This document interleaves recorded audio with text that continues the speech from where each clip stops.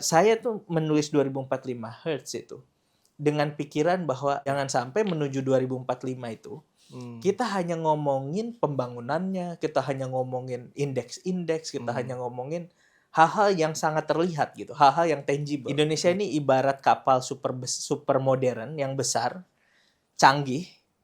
Kita punya berbagai peralatan hebat di situ, bahkan punya punya teknologi yang membaca arus laut secara real time, terhubung dengan satelit. Kemudian juga krunya, orang-orang yang menggerakkan kapal ini orang-orang hebat. Itulah Indonesia. Tapi masalah dari kapal supermodern ini cuma satu. Tidak ada satupun titik koordinat yang disepakati oleh semua orang.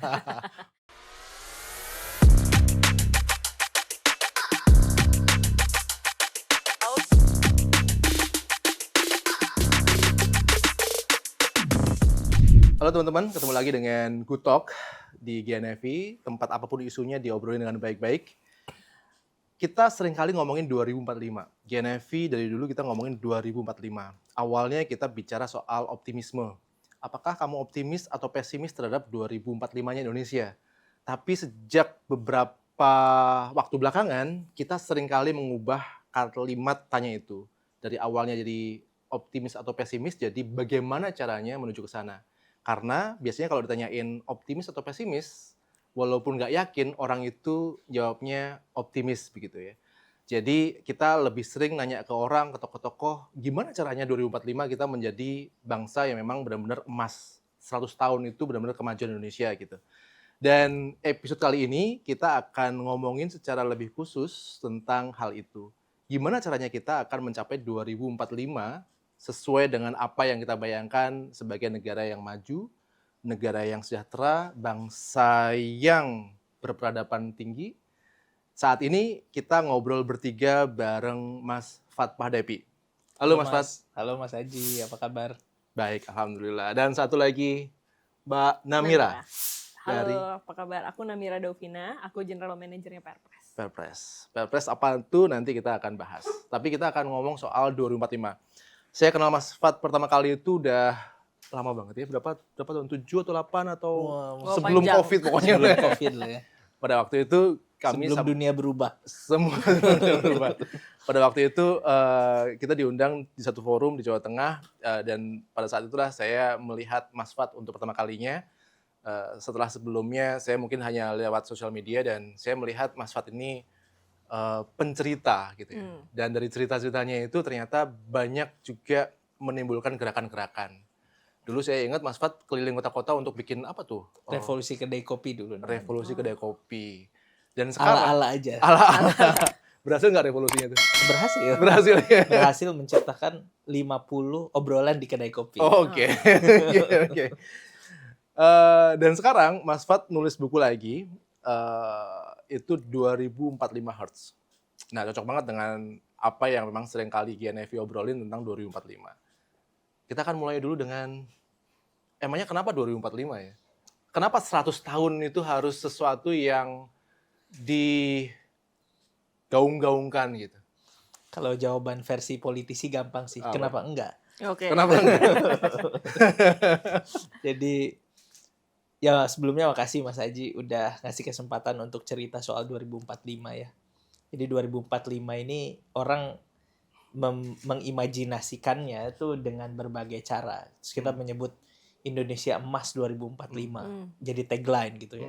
Atau nanti tadi pakai pertanyaan, kita beyond optimism itu gimana caranya mencapai sesuatu di 2045. Sesuatu yang optimistis itu tadi. Jadi 2045 tuh udah jadi destinasi lah di dalam obrolan kita. Dan ini mungkin bukan kita yang mulai juga, bahkan udah ada undang-undangnya. Jadi RPJPN 2025-2045 tuh udah ada. Undang-undang nomor 59 tahun 2024. Jadi ini udah obrolan panjang sebetulnya. Ide tentang 100 tahun Indonesia itu harus mencapai kemajuan gitu ya. Nah, tapi masalahnya adalah hampir semua orang ngomongin 2045 ini sebagai destinasi. Tujuan. Yang pasti nyampe. Kita mau ke sana, pasti nyampe. Nggak ngapa-ngapain aja pasti terjadi nyampe 2045 ya. Gitu ya. Kita berbuat sesuatu terjadi 2045. Kita tidur se-Indonesia juga juga 2045 nyampe. bakal datang gitu. Ah.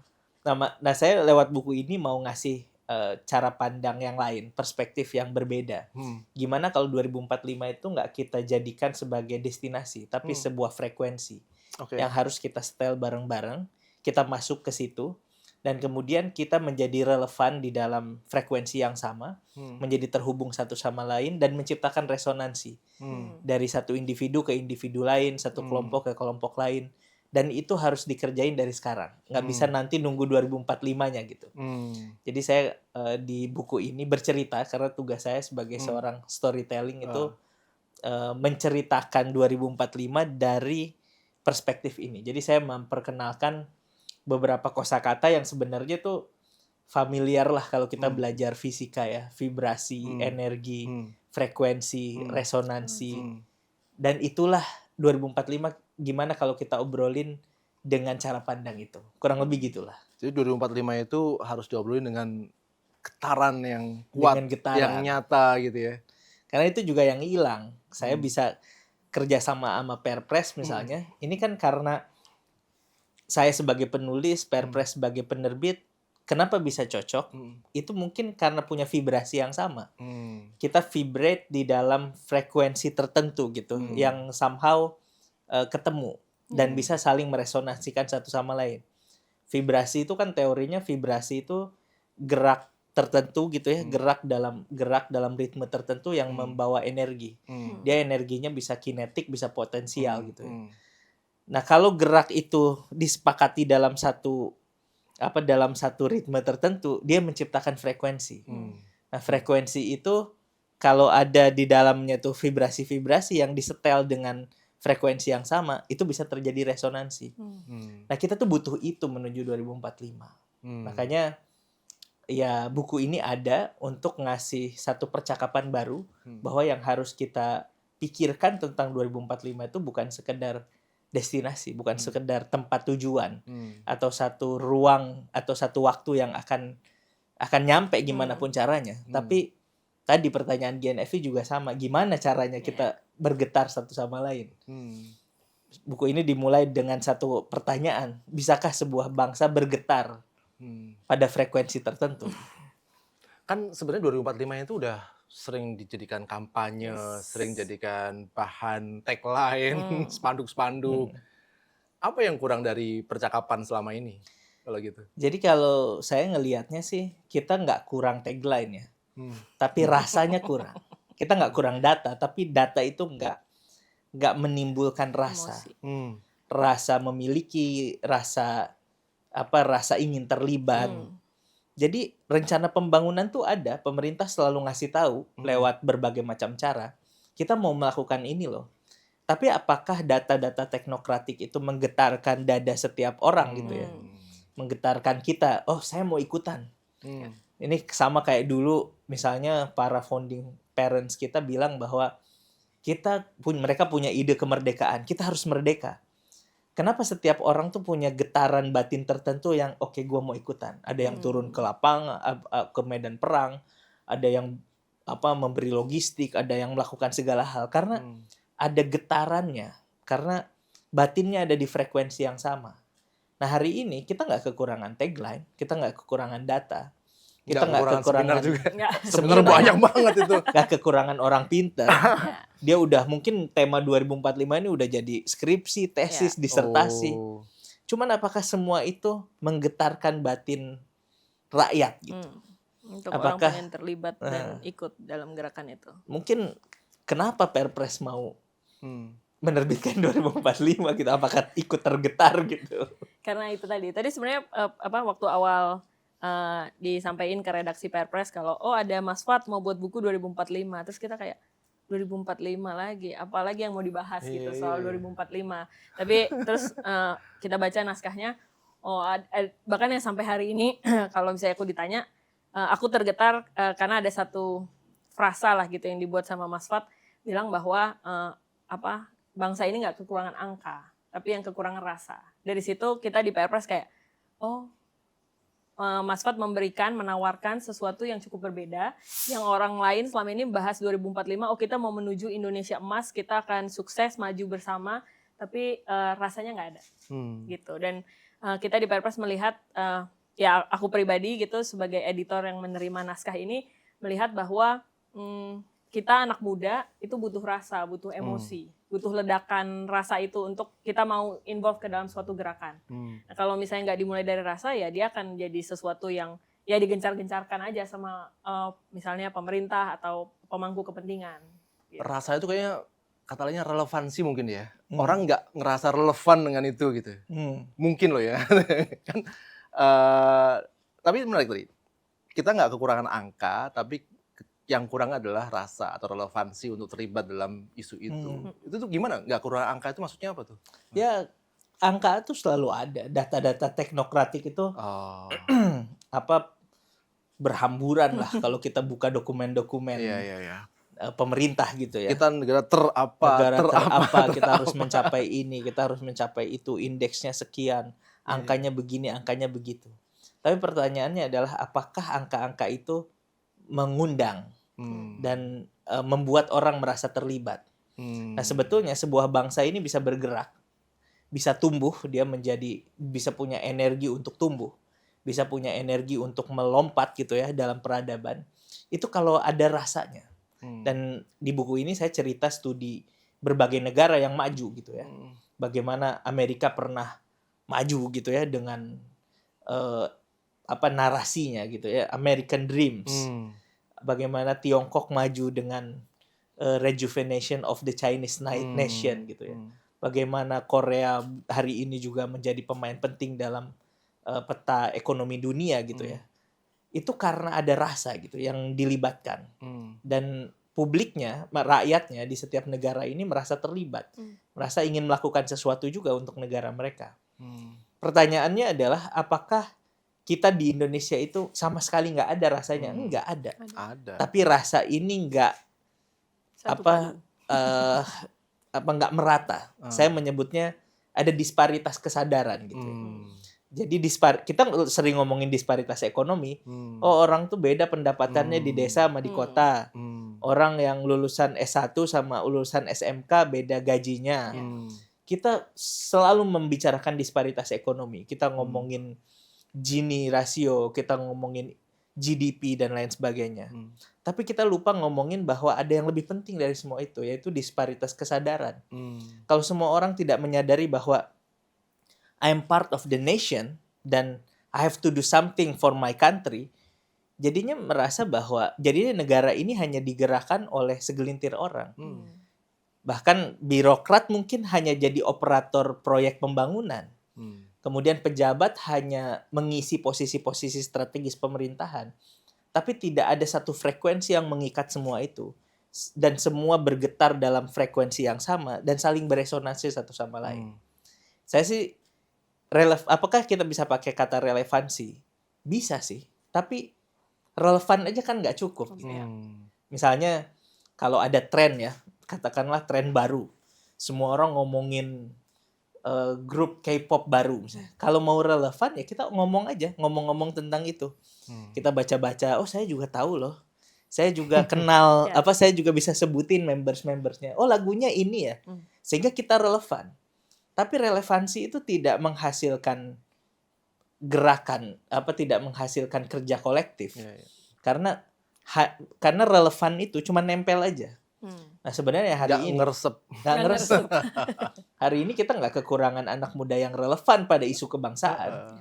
Tapi ternyata relevan aja nggak cukup. Kita kalau ke daerah-daerah, saya pernah keliling Indonesia dan tanya kepada anak-anak muda di daerah, mereka tuh tahu kok isu Jakarta.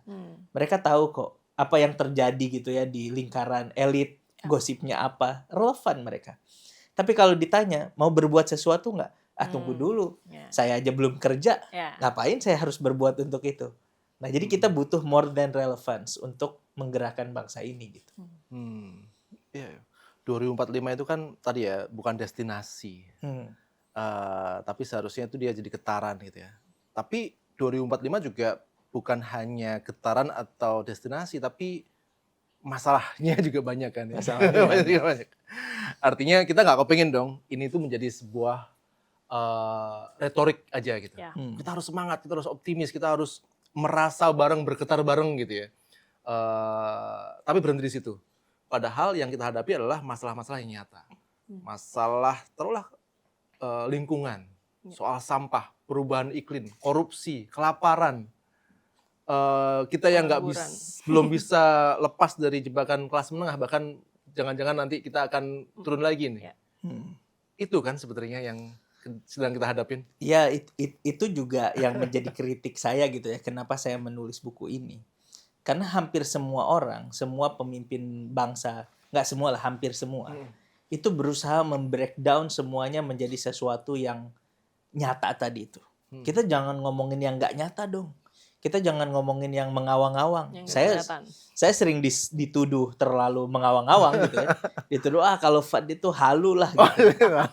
Dia tuh cuma ngomongin yang nggak nyata gitu, ngomongin narasi, ngomongin imajinasi. Itu penting itu. Setiap orang tuh maunya ngomongin apa yang nyata. Tumbuhnya kalau tumbuh berapa persen?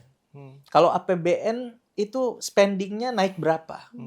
Kalau efisiensi dihemat berapa? Armed Forces angkatan bersenjata tambah apa? Alutsistanya apa? Semua kan mau kelihatan. Padahal sebetulnya buat saya tuh lebih penting yang nggak kelihatan daripada yang kelihatan. Nanti cari deh satu video ya. Ada di TikTok, di Instagram. Ini video ini kalau di saya sering lewat. Nggak tahu di FYP-nya. Algoritmanya pas. Namira sama Mas Aji gitu ya.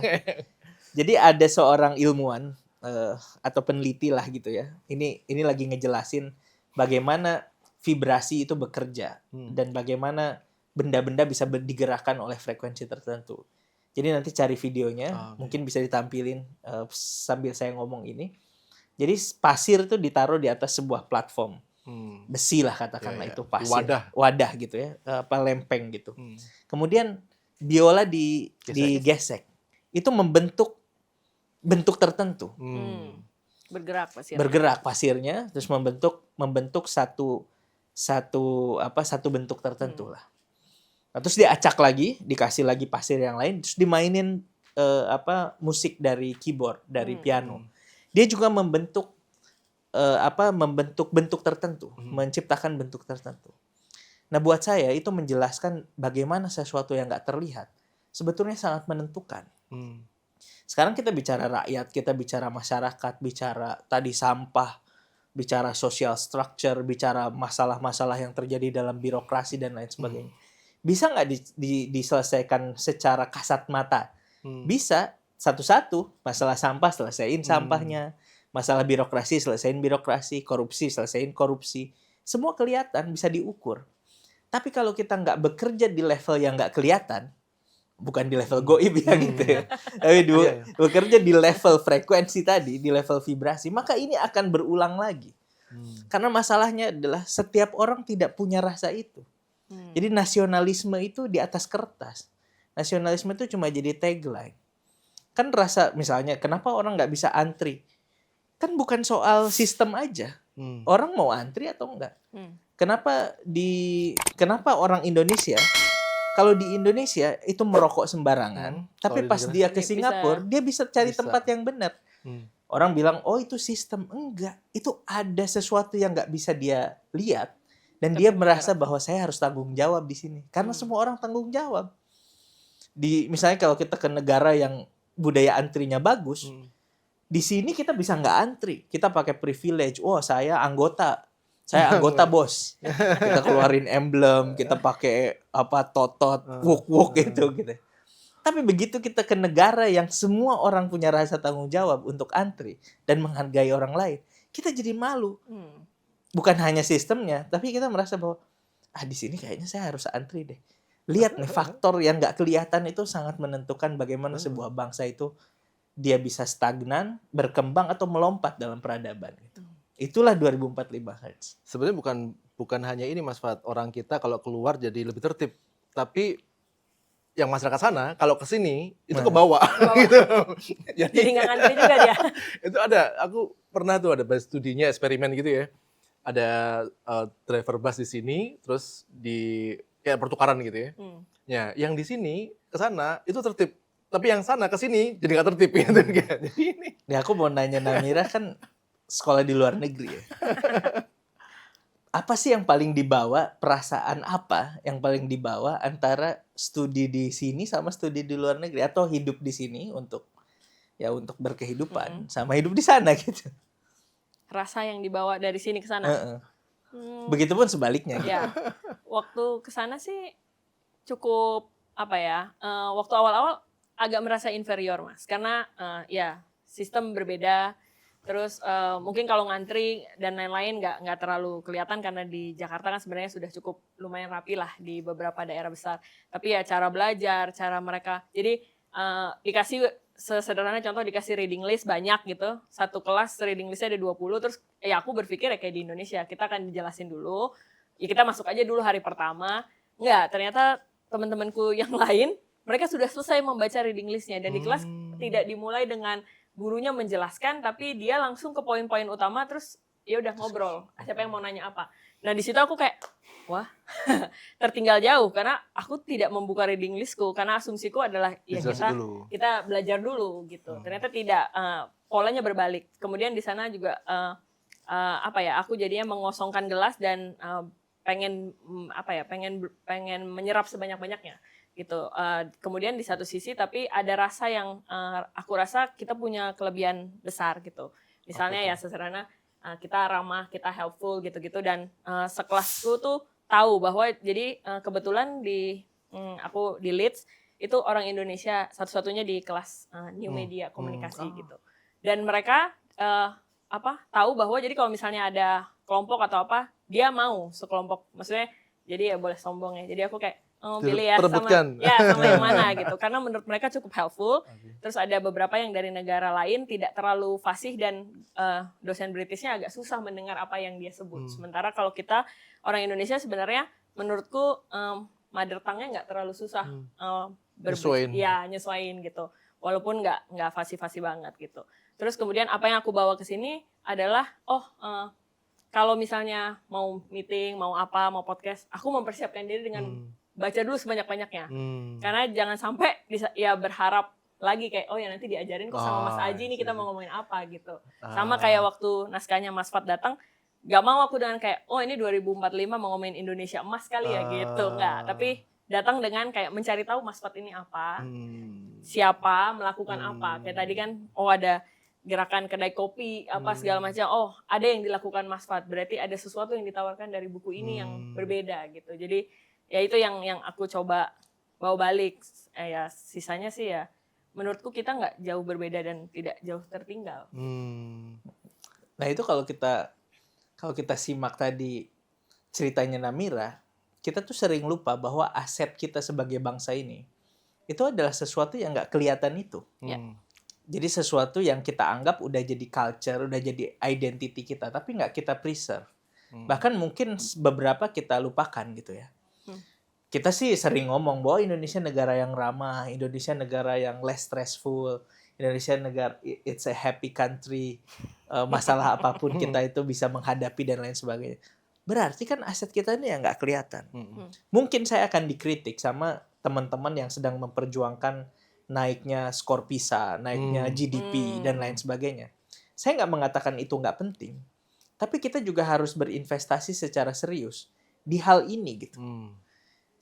Banyak teman-teman saya datang ke Bali. Jadi teman-teman dari luar negeri itu kalau ke Bali itu, saya orang Sunda gitu. Jadi kakampungan gitu. Mereka tuh mau ngampung gitu ya. Jadi mau nyeker gitu ya. Terus makan di atas daun. Kemudian tinggal di rumah bambu dan lain sebagainya. Sesuatu yang nggak ada di negara mereka. Mereka tuh datang dari negara-negara baju. Concrete jungle lah gitu ya. Mungkin tinggalnya di apartemen, di rumah mewah dan lain sebagainya. Ketika mereka ke Indonesia, mereka tuh menemukan sesuatu yang gak ada di tempat mereka. Alam, kemudian keramahan orang, budaya dan lain sebagainya. Di situ saya jadi tergelitik. Ini memang Indonesia ini salah, dibangun sama orang. Jadi dulu mungkin banyak nih orang kayak Namira tapi udah berpuluh-puluh tahun kan sekolah ke luar negeri. Terus membawa Terus pas pulang ke Indonesia, mereka tuh ngide gitu. Indonesia kita giniin aja deh. Nah, Wah, kita bikin kayak di US, kita bikin kayak di Europe, kita bikin kayak di mana-mana. Sehingga terjadilah agenda pembangunan yang parsial gitu, yang tidak dipikirkan secara komprehensif. Dan kita berusaha menjadi orang lain. Padahal nanti kita sadar bahwa orang tuh mencari kita itu karena aset yang sebenarnya kita udah punya. Kan sekarang kalau kita lihat negara-negara yang otentik gitu ya, negara-negara yang stand out dengan authenticity-nya. Misalnya Korea Selatan, Finlandia, Denmark. Mereka itu menjaga apa yang menjadi identitas mereka. Rumah mereka tuh beda Kak, dengan rumah-rumah di Amerika. Mereka tuh sehari-hari mancing, pendidikannya sangat community based dan lain sebagainya. Jadi bangsa ini bisa melompat kalau mereka preserve apa yang menjadi kekuatan mereka. Dan somehow itu sesuatu yang nggak kelihatan. Nah, saya tuh menulis 2045 Hertz itu dengan pikiran bahwa kita harus ngomongin itu juga deh. Jangan sampai menuju 2045 itu kita hanya ngomongin pembangunannya, kita hanya ngomongin indeks-indeks, kita hanya ngomongin hal-hal yang sangat terlihat gitu, hal-hal yang tangible. Tapi yang intangible kita lupakan. Jadi saya bikin perumpamaan di bagian awal buku ini. Indonesia ini ibarat kapal super modern yang besar, canggih. Kita punya berbagai peralatan hebat di situ. Bahkan punya teknologi yang membaca arus laut secara real time, terhubung dengan satelit. Kemudian juga krunya, orang-orang yang menggerakkan kapal ini orang-orang hebat. Itulah Indonesia. Tapi masalah dari kapal supermodern ini cuma satu. Tidak ada satupun titik koordinat yang disepakati oleh semua orang. semua mau pengen sendiri. masing-masing. Nah, kesepakatan terhadap titik koordinat mana yang mau kita tuju, itu tuh nggak kelihatan, nggak tangible. Nah, kita butuh itu menuju 2045 gitu menurut saya. Kita perlu setel frekuensinya, dan semua orang harus vibrate dengan di level personalnya, tapi vibrasi itu disetel sedemikian rupa sehingga ada resonansi yang terjadi gitu. Kan kalau dulu kan ada Soekarno, ada Hatta, yang nama-nama besar yang itu bisa kayak titik koordinat kita sana ya, dan semuanya Sepakat. vibrasinya ke sana juga, sepakat gitu ya. Dan sekarang kondisinya memang kayak gini kan. Semuanya punya suara, apalagi teknologi, apalagi sosial media membuat semua orang bisa bersuara gitu kan. Sehingga kita nggak pernah atau belum pernah punya suara yang jernih gitu kan, yang jadi kesepakatan bersama. Ngomongin 2045 pun mungkin orang-orang masing-masing berbeda begitu kan. Nah, ini siapa yang kira-kira, kalau siapa atau apa yang kira-kira bisa menyatukan koordinat kita ke sana gitu? Saya kalau siapanya nggak tahu, Iya, kalau siapanya tapi siapanya nggak tahu. Tapi masalahnya adalah kita butuh tata kelola yang bisa dipercaya. Orang-orang yang menjalankan, yang running the government, yang bisa dipercaya. Kenapa sekarang ini rakyat susah tergerak? Itu karena semua Susah orang dipercaya. mencurigai. Jangan-jangan dia punya agenda tertentu. Dulu itu, kalau misalnya ada pemimpin kita ngomong A, itu mungkin udah kayak apa ya, sabdo pandito ratu gitu ya. Karena pribadinya dapat dipercaya gitu, dan dalam konteks ruang dan waktu tertentu. Saya nggak mengatakan bahwa kan manusia ada salahnya, manusia ada kekurangannya, iya. Tapi kan rakyat juga ngelihat kekurangan itu merugikan orang lain atau enggak gitu. Handicap di dalam diri seseorang itu, dia dalam rangka mencuri atau enggak? Dia dalam rangka agenda partisan atau enggak, dalam agenda personal atau enggak. Semua orang pasti punya salahnya masing-masing. Semua orang punya karakter buruknya masing-masing. Nah, tapi yang kita butuhkan hari ini, kita butuh pemimpin-pemimpin yang dapat dipercaya itu. Benar-benar. Tapi berarti si gagasan atau manifesto yang Mas Fat buat ini tetap butuh sosok tadi.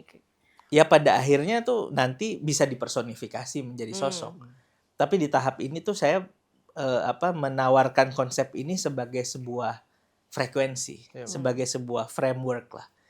Bahkan di dalam buku ini saya memperkenalkan satu formula ya. Nah, ini aku tunggu. Jadi Karena waktu dapat naskahnya kayak Apa ini Mas? Jadi aku kan gini, ini kan susah dibayangkan. Gimana kita ngomongin jadi cerita-cerita aja gitu ya. Kan biar bisa dioperasionalisasi harus jadi apa? Oke lah kalau gitu saya bikin dalam bentuk rumus aja. Nah, saya sebut rumusnya itu energi peradaban. Jadi dalam satu kesempatan waktu talk show di Idea Fest, ada satu penanya nanya, kalau Indonesia ini harus menawarkan sesuatu menuju 2045 tuh apa? Saya bilang, ya energi peradaban gitu ya. Indonesia tuh bisa mewarnai nanti civilization dengan cara yang berbeda. Nah, untuk menghasilkan energi peradaban yang membuat kita melompat sebagai sebuah bangsa, atau membuat kita menjadi bangsa yang besar, itu kita butuh prasyaratnya. Di sini saya sebut prasyaratnya adalah N, I, dan G. N itu apa? N itu narasi kolektif. Bangsa ini butuh narasi kolektif. Sebenarnya ini lagi dikerjain teman-teman yang lain juga ya. Sedang mengumpulkan kronik-kronik Nusantara misalnya. Mungkin GNFI juga melakukan itu kan. Kita tuh punya kekayaan yang luar biasa dari sejarah, dari budaya. Nah, kita butuh narasi yang sifatnya kolektif, yang diambil dari kekayaan itu tadi. Nah, kalau narasinya bagus, kalau narasinya kuat, maka kita punya modal. Nah, yang kedua, modal kedua yang harus kita punya adalah imajinasi masa depan. Jadi imajinasi masa depan itu titik koordinat yang disepakati tadi. Kita harus sepakat lagi nih, kita mau apa?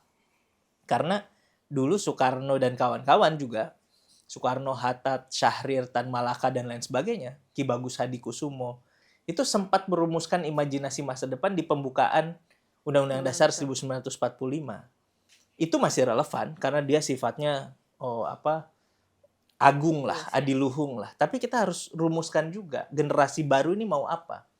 Anak-anak muda Gen Z, bahkan anak-anak Gen Alpha nanti yang akan besar ini imajinasi masa depannya apa. Nah, kalau bangsa punya ini, maka dia punya potensi untuk melompat. Yang ketiga, N sama I ini bisa beroperasi secara maksimal kalau dia ada G. G ini governance. Jadi ada tata kelola yang bagus, berintegritas. Jadi tadi diisi sama orang-orang yang tepat, orang-orang yang dapat dipercaya. Nah, 3 ini kalau ada, dia menjadi faktor pengali bagi satu sama lain. Sebuah bangsa bisa melompat secara eksponensial kalau punya narasi, imajinasi, dan governance. Nah, tapi masalahnya ada satu faktor yang membuat tiga-tiganya turun. Faktor pembagi. Nah, faktor pembagi ini saya sebut D, disparitas kesadaran. Kalau kesadarannya ini masih berantakan seperti sekarang, beda-beda banget. Ya narasinya bagus, imajinasinya ada, governance-nya mungkin mulai bagus, tapi bisa berantakan. Kalau faktor pembaginya terlalu besar. Ini bisa nggak dioperasikan secara matematika? Bisa. Saya belum pikirin aja sih. Tapi bisa gitu. Buat buku selanjutnya. Bukan buku selanjutnya. Tadi melanjutkan dari penjelasan Mas Fat, agak sedikit penasaran. Karena kan tadi di awal Mas Aji bilang kalau sebenarnya GNFI sudah cukup sering juga membahas 2045 ini ya. Dan jawabannya rata-rata optimis lah menyambut masa depan. Tapi kan tadi seperti yang Mas Fat sampaikan bahwa disparitas kesadaran kita cukup besar. Dari sekian pembahasan itu kira-kira atau kalau bisa dirangkum selain optimisme, sebenarnya apa yang dibahas oleh tamu-tamu Mas Aji sebelumnya? Oke. Kita beragam banget ya. Jadi kalau misalnya ngomongin tamu-tamu atau mungkin di Gutok ini, kita berbicara dengan berbagai macam kalangan. Kita bicara dengan seniman, budayawan, pendidik, penggerak lingkungan, bahkan sampai pejabat-pejabat juga.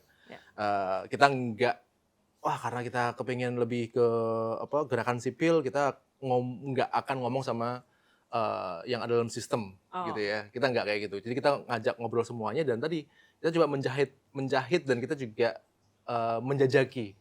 Kalau misalnya pemimpin kita coba sebenarnya apa sih yang ada di kepalanya yang perlu kita tahu. Karena yang ada di kepalanya dan apa yang mau dikerjakannya itu kita perlu tahu kan yang di luar ini. Biar kita bisa nyesuaiin juga gitu kan. Oh, kita mau ke sana nih.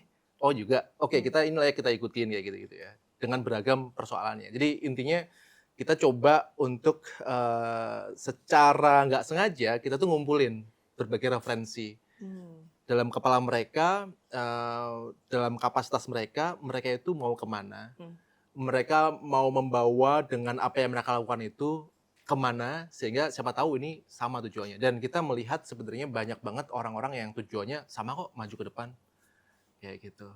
Yang ini kadang-kadang betul aku jadi kepikiran tuh vibrasi inilah yang Iya. harus sering dipertemukan nih. Ya. Iya. Biar Kalau nggak ngeras, sendiri-sendiri, Heeh, padahal kalau sebenarnya biar mau ke sana ngerasa ya. bahwa oh ya aku juga menuju ke sana. Caranya seperti ini nih. Aku melakukan lewat misalkan dari sisi pendidikan, dari sisi lingkungan, atau mungkin kalau misalnya dari pemerintahan, dari sisi ekonomi kreatif, dari sisi kebudayaan, dari sisi saintek. Gitu. Dan ini kan soal kapal besar ini kan dari Sabang Merauke Dan gitu kan. diisi sama orang-orang yang 280 juta Betul. penduduk, ini kan kapalnya banyak. Iya. Nggak mungkin dengan narasi yang tunggal kan. Berantem lagi sekarang. Berantem lagi. Mau kemana ini? Aku pusing. Aku pusing.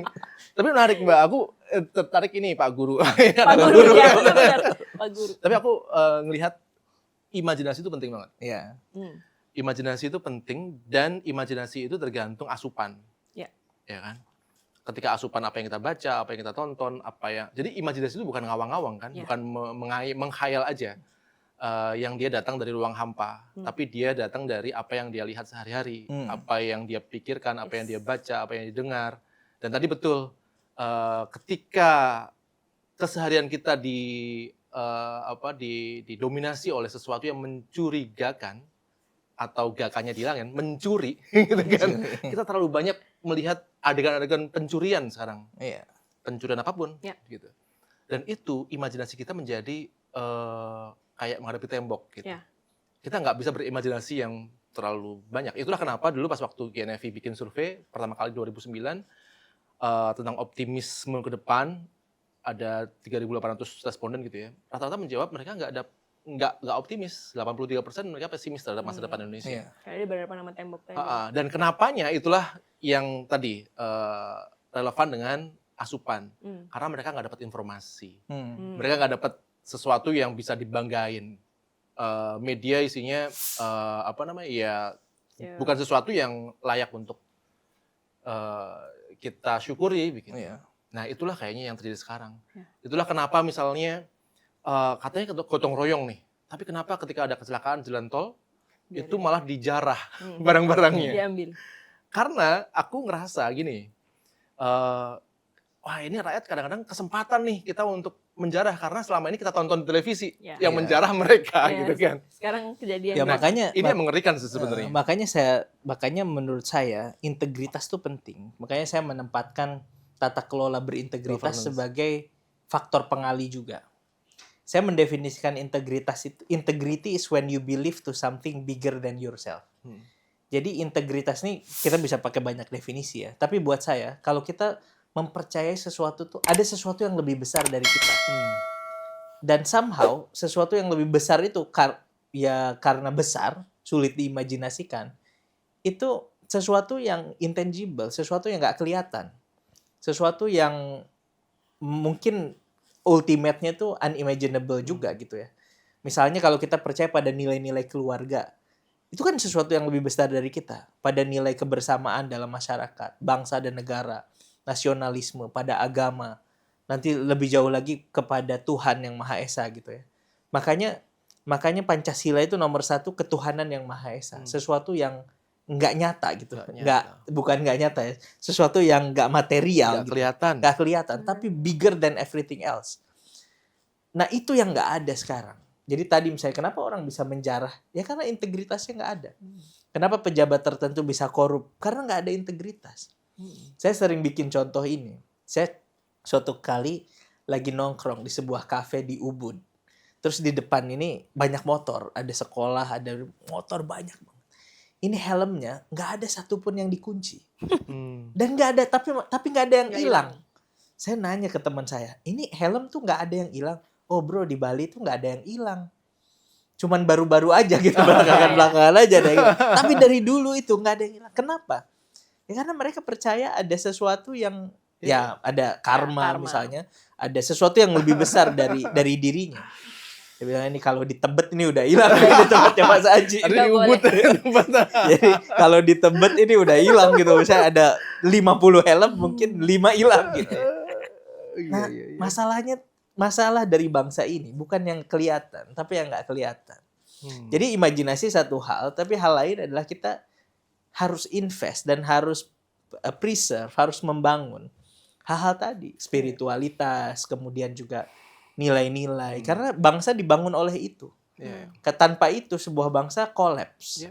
Sebuah bangsa hanya tentang agenda pembangunan, proyek-proyek administratif, Betul. kemudian laporan-laporan teknokratik. Tapi bangsa ini sebenarnya yang membuat sebuah bangsa, a nation is a nation, itu hal yang nggak kelihatan. Benedict Anderson bilang bahwa imagine community, komunitas yang terbayangkan gitu.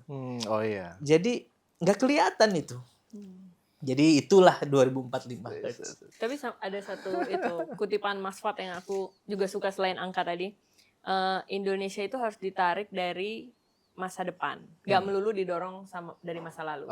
Karena tadi kan kita bilang kayak dulu kalau Soekarno ngomong apa semua ikut gitu. Itu kan, dan kita cukup bangga gitu sama apa yang terjadi di masa lalu dan apa yang kita lakukan. Tapi kayak tadi yang Mas Aji bilang ada tembok yang besar, aku melihat itu juga ada. Maksudnya ya imajinasi orang per orang atau mungkin apa yang dibilang sama negara bahwa ada 2045 generasi emas dan lain-lain tuh ada. Tapi kadang ada juga di generasi muda yang ya pesimisme lah, apalagi dengan kondisi saat ini gitu. Nah, pernyataan atau kutipan Mas Fat itu salah satu yang menarik juga gitu buat Perpres, dan kenapa buku ini juga buat kita menarik gitu, dan kita rasa perlu dibaca lebih banyak orang karena kayak poin I di dalam rumus tadi itu sebenarnya sesuatu yang ya karena capek nggak sih ngelihat ke belakang terus minta didorong sama belakang, tapi kenapa nggak kita justru bergeraknya? Iya. Tapi memang imajinasi itu perlu ya dan kita harus perlu melatih imajinasi. Dulu kan founding parents kita berimajinasi kan. Iya. Mereka nggak punya referensi Indonesia merdeka itu seperti apa karena lahir pun udah dijajah kan dalam kondisi gelap gitu. Tapi ternyata imajinasi meskipun saya nggak setuju dijajah sih. Ada di buku saya di bab pertama. Iya. Sebenarnya kita ini sepakat. Administratif aja maksudnya. Sebenarnya kita ini sepakat untuk membangun sebuah negara bangsa. Makanya ada pemindahan kekuasaan. Jadi pemindahan kekuasaan itu kan bukan hanya dari pemerintahan Hindia Belanda kepada republik. Administratif. Tapi juga dari kerajaan, keraton-keraton, kedaton dan lain sebagainya yang menyerahkan mandatnya kepada board of directors baru lah gitu ya. Yang mau menyelenggarakan sebuah negara bangsa bernama Negara Kesatuan Republik Indonesia. Di sini menarik ya kalau kita bicara kalau angle-nya di situ. Makanya saya mulai buku ini dengan menawarkan cara melihat itu gitu. Jangan-jangan tuh ada hal-hal yang harus kita perhatikan yang kodenya itu ada di proklamasi. Di antaranya itu tadi pemindahan kekuasaan. Pemindahan kekuasaan itu kan nggak kelihatan. Transisi ya. Nggak cuman menyerahkan selembar kertas ya. Gue percaya lo sama lu. Jalanin deh. Tapi kan ada kepercayaan, sesuatu yang besar yang nggak terlihat. Kemudian ada dan lain-lain. Dan lain-lain ini apa gitu? Banyak banget. Banyak banget. Ngambang. Bahkan kata Elizabeth Pisani, ada seorang jurnalis, dia bilang bahwa Indonesia ini negara yang dibangun di atas dan lain-lain itu. Karena dan lain-lain itu banyak banget gitu. Nah, dan lain-lain itu apa? Termasuk yang saya bahas ini adalah dan lain-lain itu. Sesuatu yang nggak kelihatan tapi nyata. Ini juga yang menjelaskan disparitas, termasuk disparitas kesadaran itu tadi. Jadi bulan Agustus 2023, saya berkesempatan ke India, Mas Aji. Saya datang di New Delhi, ibu kotanya. Waktu itu ada gelaran G20 awalnya ya, sebelum G20 puncaknya, ada ministerial meeting, saya bagian dari delegasi. Jadi di hari itu India mengumumkan bahwa mereka berhasil mendaratkan pesawat ulang-alik di bulan. Tapi saya di tengah jalanan kota Delhi, gak bergerak itu Kacaunya mobil. minta ampun itu ya. Kacaunya minta ampun. Baru dibilang dari kita langsung kebayang. Jadi apa ya, bahkan ada CEO meetings, itu tuh first come first serve. Jadi seatnya itu gak diatur, sehingga berantem itu di ruangan itu. Saya bilang, ini India ini gimana ya? Di satu sisi mereka mencapai puncak peradaban, mendaratkan pesawatnya di bulan, tapi di sisi lain ngatur jalan di New Delhi aja nggak bisa. Ngatur. Nah terus kita lihat juga kan, banyak CEO perusahaan teknologi dunia itu orang India, tapi di TikTok video-video makanan yang dimakan tikus dan lain sebagainya juga di India. Nah jangan sampai kita juga kayak gitu, ada disparitas, dan ini bukan soal disparitas ekonomi aja. Ini disparitas kesadaran. Iya sih. Ya dari situ kita belajar bahwa setiap bangsa, setiap community itu punya masalahnya masing-masing ya. Yes. Jadi kita juga nggak usah terlalu ngerasa bahwa kita yang paling bermasalah dan yang lain nggak bermasalah. Enggak. Semua punya masalah. Kita Dan makanya di bukunya Mas Fat itu ada contoh-contoh itu Mas, yang menurut aku cukup memperkaya isinya. Jadi misalnya Mas Fat udah ngasih rumus nih, tapi kemudian di bagian tertentu kita buat dengan spesifik, warna kertasnya juga berbeda supaya orang ngeh bahwa ini adalah contoh. Dan itu adalah part favoritku justru karena kayak jadi kayak ada cerita yang ya aku nggak mau spill karena harus beli. Jadi kayak ini ternyata terjadi di sana gitu. Dia bisa melakukan itu. Tapi ada juga yang kayak tadi ya kayak wah, satu mendarat di bulan, satu CEO nggak dikasih kursi. Bener. Dan ya sesuatu yang harus kita anggap sebagai kelucuan yang menyenangkan gitu kan. Ya makanya ngelihat itu kita tuh sebenarnya punya bahan baku yang cukup banget untuk melompat di dalam track peradaban ini sebenarnya. Jadi orangnya, sumber dayanya. Nah, satu lagi buku ini frekuensinya optimisme. Tadi kalau ditanya Cocok makanya sama GNFI nanya optimis atau enggak, frekuensi 2045 itu optimisme. Karena itu harus kita setel. Jadi ibarat kita mau dengerin radio, kan setelannya tuh harus ditentukan. Misalnya nih 3 orang kita dengerin, kan sekarang mungkin udah nggak ada radio ya Gen Z dan Alpha, tapi zaman dulu kalau kita mau dengerin tuh misalnya di GNFI FM. GNFI FM tuh berapa? 89 FM misalnya. Kita setel dulu tuh 89. Fine tuningnya juga. Fine tuning. Misalnya kalau kurang 0, agak kresek. Kalau pas dia jernih. Nah, frekuensi itu harus disetel dan harus ditetapkan. Nah, saya menetapkan 2045. Makanya ini disebut ya agak ini aja, agak belaga gila aja, berani aja. Ini manifesto. Kenapa? Karena saya mau menetapkan 2045 itu optimis. Jadi kita setel untuk ke situ. Nah, terus noise-nya kita pelajari. Noise-nya ini adalah apa yang terjadi di masyarakat, apa yang menjadi existing problems kita, contoh-contoh case study di negara-negara lain. Nah, kita jadiin supaya kita bisa setel. Oke, kita mau ke sini. Sehingga si kapal super modern tadi yang semua orang hampir berantem di dalamnya tadi, itu bisa mengumumkan sesuatu. Oke, hadirin sekalian, ladies and gentlemen, mulai hari ini kita sudah punya titik koordinat yang dituju. Kita mau ke sini ya. Dan titik koordinat itu bukan angka tahun, tetapi sebuah imajinasi masa depan. Iya. Jadi imajinasi masa depan Mbak Namira 2045 kayak gimana tuh? Waduh, Ayo, kita tes aja. Punya imajinasi nggak? Imajinasinya sejalannya sama ini. Coba dibaca di buku ini ya. Bahkan ini dari covernya udah kita pikirkan. Jadi kalau ya aku... Nah, coba dijelaskan covernya sama... Bagi penutup, silakan. Semoga nggak salah, bismillah. Karena kata desainernya jadi menangkap tadi ya apa yang Mas Fat sampaikan. Tadi keyword-keywordnya resonansi, terus kemudian frekuensi, vibrasi gitu. Kita mencoba menghadirkan optimisme itu tapi ada sentuhan futuristiknya karena 2045 itu rasanya masih jauh gitu dan mungkin 20 tahun lagi wow kayak banyak ya umur saya gitu.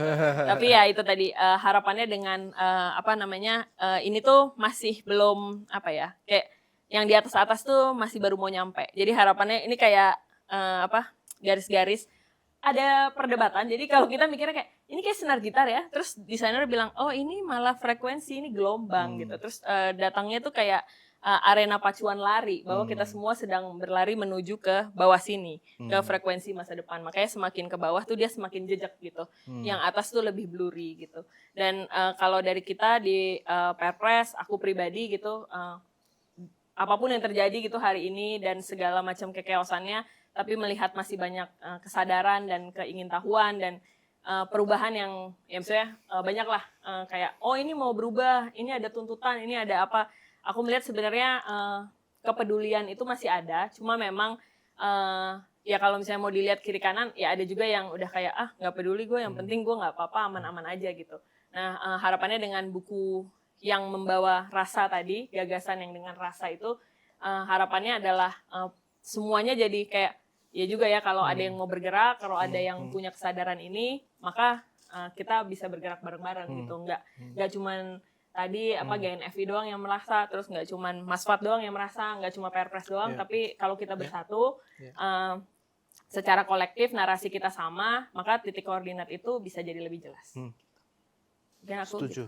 Mas Fat, terakhir kalau misalnya mau ngajak orang untuk bergerak ke sana, apa yang mau disampaikan? Jadi ini nggak ada di buku ya, jadi bisa saya cerita. Oh ya, boleh. Ditambahin aja nggak belum terbit Jadi kan? nanti yang seru di buku, silakan baca bukunya. Karena saya nggak boleh spill, nanti Perpres marah. Kalau di spill semua orang nggak baca gitu ya. Nggak, ini jadi apa itu frekuensi masa depan Indonesia, bagaimana, siapa yang harus terlibat, kemudian cara berpikirnya apa, toolsnya apa yang bisa kita pakai. Bahkan saya menawarkan framework tadi itu yang nanti pada saatnya mungkin bisa dikuantifikasi ya, tapi perlu pengujian tertentu. Tapi saya di bagian akhir ini mau ngomong gini, Mas. Coba lihat foto-foto founding parents kita lah.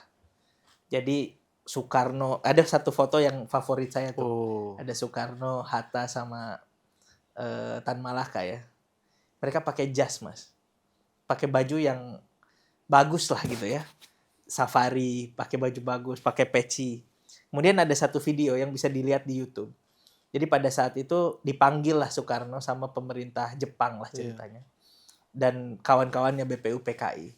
Mereka berhenti di gedung itu, terus turun dari mobil, dibukain pintunya. Ini tahun 45, Mas. Yang kakek-kakek kita itu dulu mungkin belum punya jas. Keluarga saya aja, saya dari keluarga yang emerge dari kelas bawah ke kelas menengah gitu ya. Itu jas itu, om saya itu kalau nikahan tuh gantian, Mas. Ini Soekarno udah pakai jas tahun segitu. Pada saat Republik ini belum ada Republik ya. Keadaannya tuh disparitasnya masih jauh banget gitu ya. Jadi saya mau mengatakan bahwa para founding parents kita ini, mereka ini adalah few elites. Mereka berpendidikan tinggi, sekolah sampai S1, bahkan ada yang dari Stovia, bicara bahasa Inggris, bicara bahasa Belanda. Sekarang aja, ini kalau ada terjadi mereka kalau nongkrongnya sama kita, mereka tuh tetap elit. Ya. Karena dibandingkan sama anak dari daerah, misalnya dari Papua, dari Ambon, dari mana, tetap elit, Mas. Tapi artinya, ya Soekarno itu elit. Kelompok ini tuh elit yang membawa pengetahuan, membawa imajinasi baru tentang Indonesia. Tapi ada satu kisah di mana Soekarno ini yang lulusan ITB, pakai baju bagus, dia main ke Ranca Ekek di Bandung. Terus ketemu seorang petani namanya Marhaen. Mereka berdiskusi. Itu imajinasi seorang Soekarno yang few elites dengan seorang Marhaen tentang Indonesia itu sama. Kemudian kalau kita lihat para ulama, para kiai di pesantren misalnya, yang menggerakkan kemerdekaan Republik juga, mereka waktu itu kalau ditanya tentang Indonesia sama, mereka juga pengennya itu. Kalau kita waktu itu tanya kepada raja-raja, keluarga keraton, mereka pengennya sama. Kalau kita tanya ke para aktivis di jalanan, mereka kalau misalnya bilang merdeka, semua ngomong merdeka. Jadi yang hilang di kita ini adalah kesamaan frekuensi itu. Sekarang kita disparitas kesadarannya udah jauh banget. Yang satu ngomongin, misalnya ada teman saya yang ngomongin untung tambangnya sekian ratus M. Tapi ada anak Indonesia yang lain yang bunuh diri gara-gara hutang pinjol. Ya. Kita punya teman yang bisa nyewa private jet untuk acara pernikahan temannya di LA. Tapi ada anak muda Indonesia yang lain yang mungkin terlilit kasus judo. Nah, saya tidak mau mengatakan bahwa kita tuh harus equal, harus sama. Enggak. Dulu juga enggak kok. Ya. Dulu juga ada keluarga raja, dulu juga ada elit.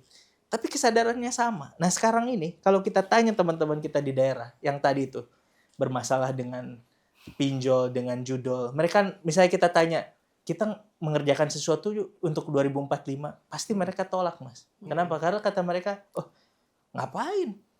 Saya aja belum selesai sama urusan saya. Ya. Mungkin kita di Jakarta aja bilang bahwa ngapain ngomongin 2045, bro? Gua juga belum kerja, gua juga belum nikah, dan lain sebagainya. Jadi ini proyek gila sebenarnya. Ini proyek, ya tapi harus dimulai. Karena kalau enggak, kita nggak punya kesempatan untuk melompat sebagai sebuah bangsa gitu. Setuju. Dan harus bareng-bareng. Dan harus Makanya bareng-bareng. kita mencolek Iya. Mas Aji. Betul. Terus kita juga nerbitannya bareng, penerbit KPG. Bener. Harus bareng-bareng. Yes. Tapi bareng-bareng itu juga bukan jadi lepas tangan dari pihak yang harus Iya, bertanggung jawab benar. gitu kan. Itu kan seringkali dijadikan itu kan. Ya. Wah, kita harus Oh jadi kita yang iya kok kayak kita gitu kan. Jadi kita. Itu makanya dari semua ini kan penting semua nih. Ada narasi kolektif, imajinasi, tata kelola, dan dibagi disparitas. Menurut saya tata kelola berintegritas itu jadi Ya. penting banget. Barangkali frekuensi yang kalau ini sedikit lah ya opini saya yang harus kita setel adalah kita untuk sana itu tata kelola berintegritas dari paling puncak sampai paling bawah itu gimana caranya bisa bener. Gitu. Iya. Karena kalau misalnya kita punya imajinasi, kita punya narasi, kita punya getaran anak-anak muda yang bersemangat tapi tata kelolanya nggak berintegritas, Yes. itu ternyata merusak banyak hal gitu. Kita kan kalau di Indonesia ini kalau punya ide disuruh sama eksekusinya. Padahal sebenarnya harusnya kolaborasi. Orang ada yang punya ide, orang ada yang bisa eksekusi, Iya. orang ada yang bisa ngerjain di level narasi, orang ada yang bisa ngerjain di level imajinasi. Nah, kalau semua bersatu, maka kita bisa jadi bangsa yang besar dan hebat gitu. Sip, oke. Kayaknya kita perlu banyak perbincangan seperti ini ya. Hal seperti ini biar getarannya nyambung semuanya dan kita bisa lakukan di warung kopi, lakukan di kampus, lakukan di ruang-ruang nongkrong, ruang-ruang lapangan olahraga barangkali. Di padel ya Mas? Di padel. Saya sih nggak main padel, badminton. Iya saya juga. Badminton. Tapi teman-teman pada main padel sih. Saya sih olahraga tangan. Nah, apa olahraganya? Karena kita kan kalau padel semua nanti, waduh. Artinya ini perlu jadi percakapan banyak orang dimanapun dengan cara seperti apapun, nggak harus dengan bahasa yang tinggi-tinggi, dengan Yes. bahasa yang macam-macam. Karena apapun itu kita akan menuju ke sana. Dan tadi ini bukan hanya tujuan yang pasti nyampe. Ini kita bisa jadi nyampe sana dengan kenyataan yang buruk, gitu kan? Kalau kita memang hanya menganggapnya ini sebagai sesuatu yang pasti tercapai, atau memang kita mau berkeringat nih untuk mencapai itu. Thank you Mas Fat. Thank you Mas Ketemu lagi Aji. ya Mbak Namira. Thank you, Mas Kita jangan lupa untuk kita nanti bahas, baca bukunya. Dan yang paling penting adalah kita jadikan ini semangat bersama. Ya. Ada rasanya di mana-mana tadi. Sampai ketemu di episode berikutnya bareng GNFI dan teman-teman yang lain. Sampai ketemu. Thank you GNFI.